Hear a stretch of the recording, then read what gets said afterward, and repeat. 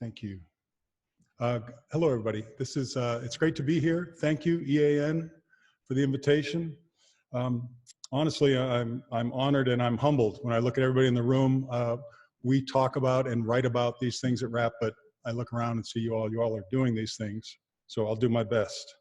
What I'm going to talk about today is the Transportation Climate Initiative and see what sort of lessons we can learn from the Regional Greenhouse Gas Initiative.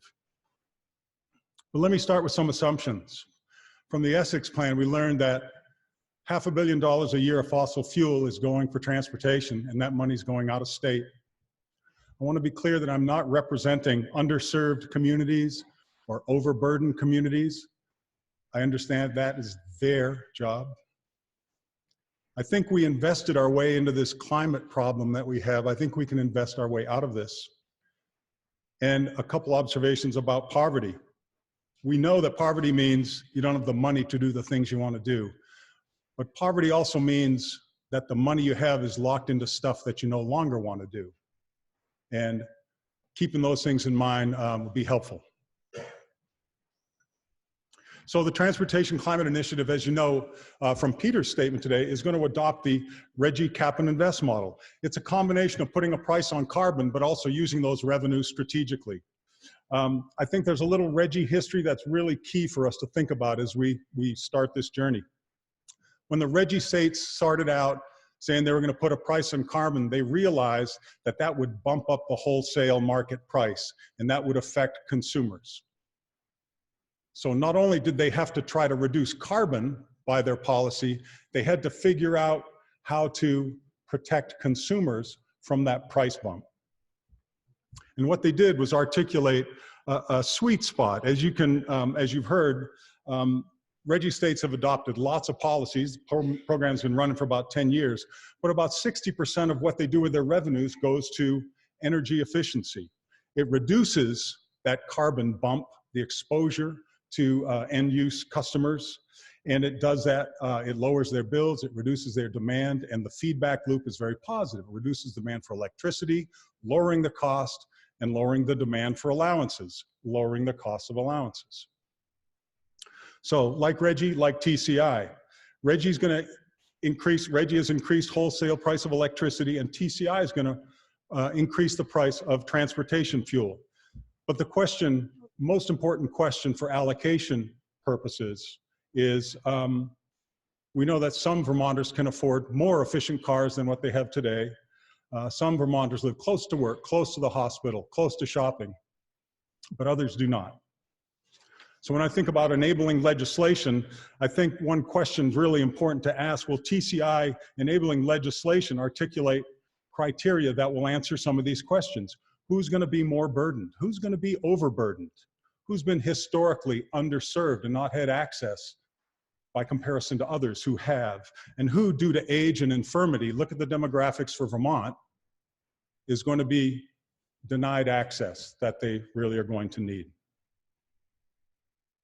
The question is, will legislation articulate the metrics that reflect this disproportionate situation and can serve as principles and guidelines for revenue allocation? What are we going to do with the money? It's all about the money, right? And I'm not worried about many of the things we already know we probably need. We need rebates for EVs. We need to do a better job with land use, many things. But we have to be sure to include everybody.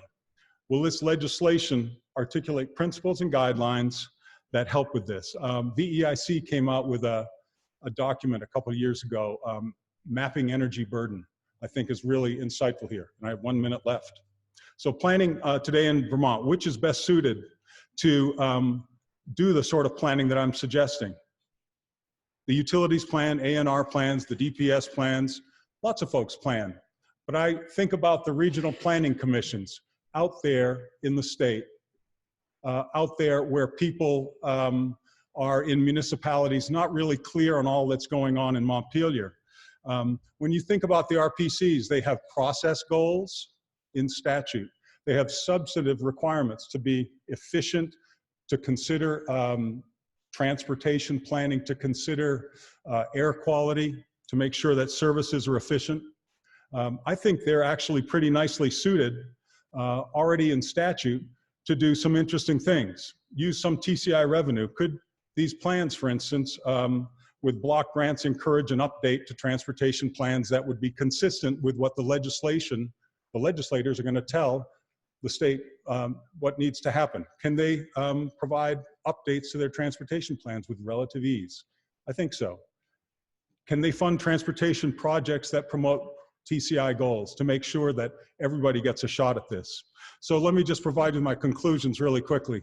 I'm running at pitch pace, and I've been told I've got time. Pitch pace, say that 3 times.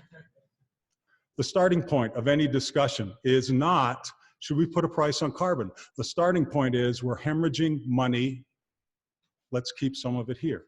The status quo. We have carbon goals, and kicking all this money out of the state is not the way to go. The TCI program can develop complementary policies that recognize the needs of all Vermonters. That should be the first step in that inquiry, in my view. That'll reduce carbon emissions, target and remedy these unintended effects of those who've been left behind and will be left behind unless we're conscious about pointing that out. Encourage planning and fund local solutions. That's my story. I'm sticking to it. Thank you very much.